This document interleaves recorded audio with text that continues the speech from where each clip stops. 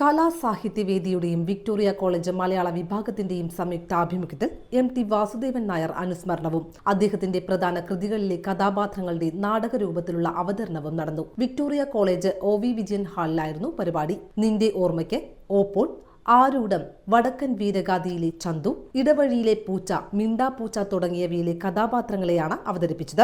പരിപാടിയുടെ ഉദ്ഘാടനം Victoria college principal doctor C Srinivasan നിർവഹിച്ചു. വകുപ്പ് മേധാവി ഡോക്ടർ സുഷമകുമാരി KS അധ്യക്ഷയായി. ഡോക്ടർ മുരളി അനുസ്മരണ പ്രഭാഷണം നടത്തി. ടിയുടെ രചനകളെക്കുറിച്ച് സവിസ്തരം അദ്ദേഹം പ്രതിപാദിച്ചു.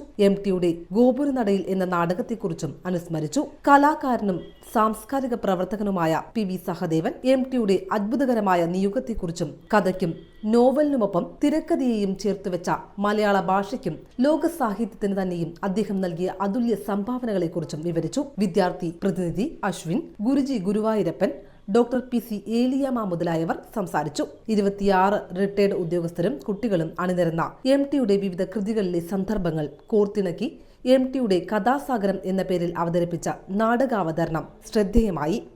PC ഏലിയാമ്മ, ഗുരുജി ഗുരുവായൂരപ്പൻ എന്നിവരാണ് സംവിധാനം നിർവഹിച്ചത്. Sunil Kalleppully, Meena, Jayasree, Mini Sekhar, Padmini, Chandrika, Thankam teacher, Stella, Kannan master, Jayan, Aksharakala Sundaran, Sunil Kunnathurmedu, Regina, Sini Ashok, Joel Jobin, Mallika, doctor PC Eliyamma, Guruji Guruvayurappan തുടങ്ങിയവരാണ് വിവിധ കഥാപാത്രങ്ങളെ അവതരിപ്പിച്ചത്.